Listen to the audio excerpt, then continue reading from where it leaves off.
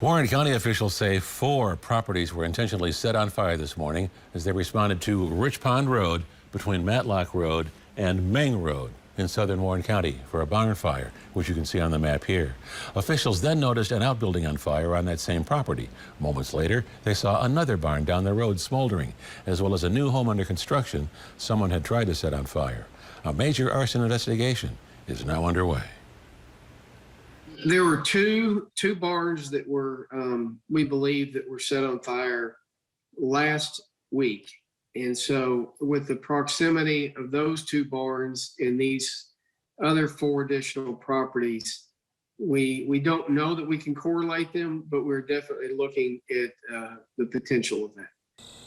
Anyone who saw anything suspicious this morning, or if you have security camera footage, please contact the Warren County Sheriff's Office at 270-842-1633. Good evening, everyone. Thank you for joining us tonight. I'm Allie Hennard in for Gene Burke. Breaking news tonight, Bowling Green police have released new information on yesterday's death investigation that is now a murder. On Tuesday, BGPD received a missing persons report for 70-year-old Ronald Page. On Wednesday, detectives contacted Page's landlord to check his residence in the 1300 block of Park Street. The detectives entered the residence and discovered Mr. Page's body. Other detectives and advanced crime scene processors were called to the scene to both gather evidence and attempt to identify how Page died. Police obtained an arrest warrant for Ronald Page's son, Robert Page, for the charge of murder. He was taken to the Warren County Jail. A mugshot is not available. A huge night for baseball in Bowling Green as the Hot Rods top off the season. Hello, everyone. Thanks for joining us. I'm Gene Burke. Game 5 of the High East Championship Series just wrapped up, and look who we got. Katie Cook and Brett Halper live at Bowling Green Ballpark with a recap of the night. Take it away, guys. Well, Katie, amazing game. The Hot Rods ran this town tonight. They really did. Game, and not bad for one of the only baseball games that you've been to, huh? Yes, there's nothing like going to a championship game. I haven't been to many games, so going to a championship game is something crazy. And I feel like a true Hot Rods fan. I got my first jersey today.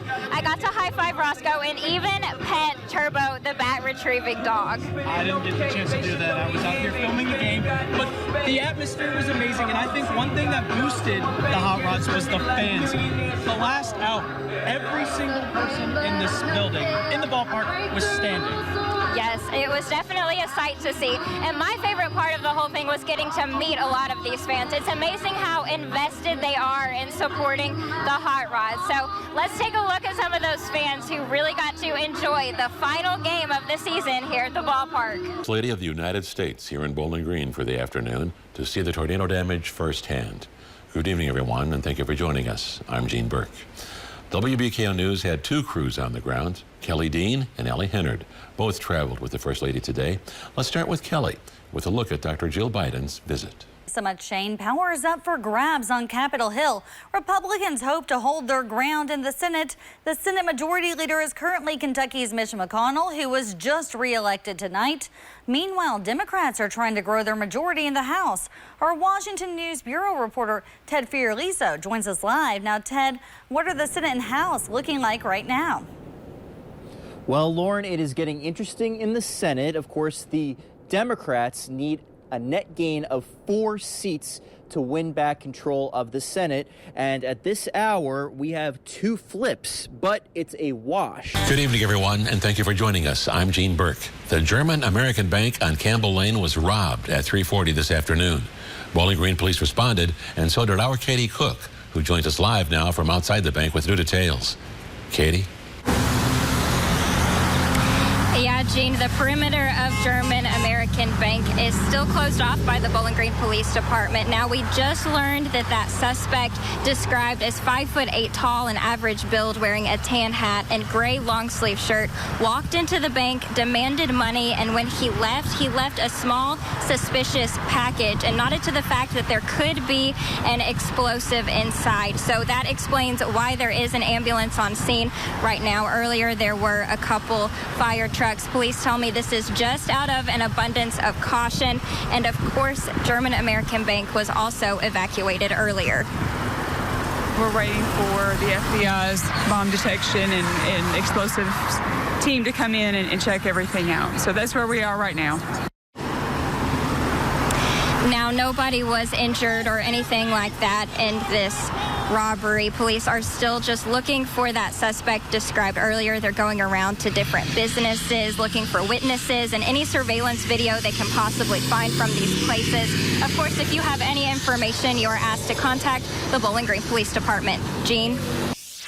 As you know, Shane, the rain has stopped here in Bowling Green, but as the temperatures continue to drop below freezing, the water on the roads will turn to ice. That means hazardous road conditions. Meteorologist Raquel Dominguez is braving the weather for us here in downtown Bowling Green. What's it like out there, Raquel? Hey, Gene. Yes, I am out here actually with Brett Alper. He is helping me out here, bearing the elements with me, so shout out to him. We're not really seeing any kind of precipitation falling right here in downtown Bowling Green, but man, is it cold. And almost every single car that we passed by had a glaze of ice over their windshield. So even though we're not seeing much of a wintry mix fall here in downtown specifically, we will advise you guys to allow for some extra moments or extra minutes to warm up your car before you head out if you do have to commute tonight or early tomorrow morning, and take some extra time as well to scrape that ice off of your vehicle. We're also getting reports that salt crews are now in Warren County salting those roads for us, doing the hard work for us to make tomorrow morning's commute much more safe for us here through South Central Kentucky. And we're also dealing with breezy winds. It is so cold out here. We're freezing. But otherwise, though, we're doing just fine. Back to you, Gene. We are following breaking news at this hour. A missing woman from South Central Kentucky has been found dead, and now a man is charged with her murder. Good evening, everyone, and thank you for joining us. I'm Gene Burke. We've learned Erica Burden's body was found in the Upton community of LaRue County just after 10 o'clock this morning. Burden had been reported missing out of Hart County. An autopsy is being scheduled. Tonight, we have team coverage, beginning with WBKO's Allie Hennard. She's live at the LaRue County Jail with the latest on the discovery of the body and the arrest of the suspect in this murder. Gene, devastating news to the search of a woman who has been missing for days here in the LaRue County community. Now, I'm standing outside of the LaRue County Detention Center now, where a man has been charged with the murder of 27-year-old Erica Burden. Now, Kentucky State Police detectives recovered human remains in the Upton community of LaRue County shortly after 10 this morning, and those remains were positively identified as 27-year-old Erica Burden. An autopsy is scheduled. William, or known as Billy Burden, 53 years old, of Upton, has been charged with murder, domestic violence, tampering with physical evidence, and abuse of a corpse. He is in custody at the LaRue County Detention Center. Now, Erica went missing November 9th. She was last seen after dropping her child off at the Bonnieville Elementary School around 7:55 that morning and had not been seen or heard from since. Now, the investigation is ongoing, and Billy Burden is in custody for her murder. Now, we will work to continue getting you more information as authorities release that, and we will bring you more coverage as soon as we hear. For now, reporting in LaRue County, Allie Hennard, WBKO News. Gene. New drone footage tonight shows just some of the devastation left behind in the Russell Road area of Bowling Green. You can see debris scattered for hundreds of yards, roofs ripped off homes and businesses, and pile after pile of rubble. Hello, everyone, and thank you for joining us. I'm Gene Burke. Tonight, Bowling Green continues its cleanup. Power crews working to restore electricity, and volunteers ready to get back out tomorrow for another day of recovery. In this new video, we're getting a better look at some of the damage. You see this bank on Russellville Road heavily damaged, and as the drone continues on, you see more roofs ripped off and wood and other building materials scattered around. All that's left of the homes and businesses that were once here. For those who are impacted by the storms, residents and businesses, there are shelters available both overnight and during the day. The American Red Cross has an overnight shelter at Jennings Creek Elementary School. The Bowling Green JCs have one at the Soki Fairgrounds, where the Soki Fair location will accept residents with pets. The Coomer Little Recreation Center will be open from 7 a.m. till 8 p.m. all this week for anyone needing a place to get out of the weather. And Potter Children's Home will be open tomorrow, Tuesday, December 14th, from 8 a.m. till 2 p.m., allowing those affected by the storm to come to their gym to get what they need. For more information on available shelters, visit this story on our website, WBKO.com. This afternoon, local officials, including the Bowling Green police and fire chiefs, gave an update on relief and recovery efforts. Police Chief Mike Delaney says agencies have investigated at least 136 missing persons reports since Saturday's tornado. As of now, 13 people are still missing. 13 is still one too many. We want to make sure everybody gets their loved ones back or reunified with if they've been displaced. So that's been our major focus, the search and rescue mode. We're still in that mode right now. That's why we're asking for your patience while we try to make sure that we've located everyone that's missing. They also relayed important cleanup information. You're asked to move any debris to a curbside and separate tree branches from other materials like building parts. Contractors hired by the city will come by and pick it up. And the reason for that is we need to take that debris and we need to weigh it because FEMA monitors and measures all of that debris. So please don't haul that off. Just leave that there. The old mall at 2413 Nashville Road will serve as a meetup spot for volunteers tomorrow from 8 a.m. till 4 p.m. The search continues for a missing Auburn woman who was last seen Friday morning. Good evening, everyone, and thank you for joining us. I'm Gene Burke. Anna Lillian Yoder told her daughter she was going to walk to the mailbox, but she never returned. Her family says her phone and some of her clothing were found in the woods next to her home, but the Logan County Sheriff's Office confirmed her last known whereabouts were after she left her home, seen on surveillance video at the Pilot truck stop in Franklin around 11:30 Friday morning. She was seen asking for rides. Lillian's family says she has a history of mental illness, and they just want to know if she is safe. So we are all very concerned that she comes home safely, or if she wants to be somewhere, at least just let us know that she's safe. This is not a bad, dangerous place. She says that she lives in an abusive home and there's nothing like that. So under state guardianship, this is not her husband's choice. This was the state because she had doctors that confirmed she needs medication.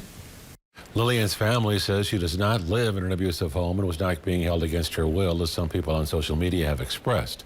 They want the public to know that she is under state guardianship due to her mental health and could be a danger to herself. Anyone with any information regarding Lillian Yoder's whereabouts is asked to contact the Logan County Dispatch or your local police department.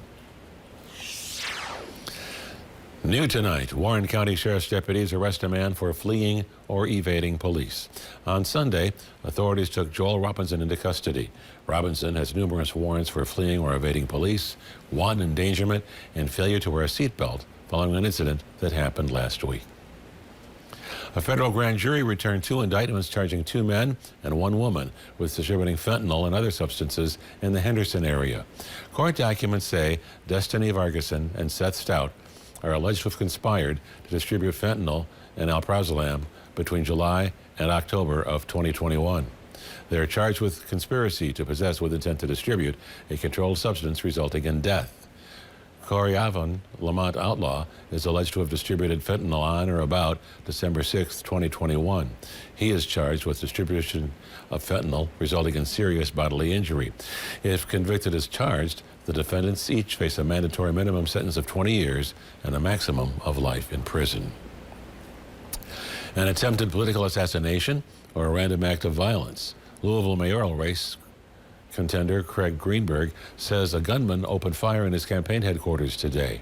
Greenberg says he is shaken but is thankful he and his staff are okay. He says everything happened so quickly, but remembers the suspect walking into his campaign office and beginning to shoot. A bullet grazed Greenberg's sweater and shirt, but he says no one in the office at the time was hurt. Greenberg is now focusing on his family. Mostly right now, I just want to get home to my wife and sons and give them a hug. I haven't been able to see them all day. I've been with LMPD all day. My team and I have been cooperating with them and working with them, and that's what I want most, is just to get home to my family. Police say they have detained a possible suspect and are questioning him. Both the LMPD and ATF are investigating. During his COVID-19 briefing today, Governor Beshear reacted to the Greenberg shooting, calling it scary and horrible, and he hopes it was not politically motivated. If this has anything to do with a political race, by God, if you disagree with someone, you vote against them. Any level of violence for that reason, or for that matter, any other, is absolutely wrong. And this is way, way, way over the line. And we really ought to think about the way we talk to each other, especially on the political side, and know that some of that speech can have consequences. Beshear said he is praying for Greenberg and his family and all those involved. He also said the person responsible should be prosecuted.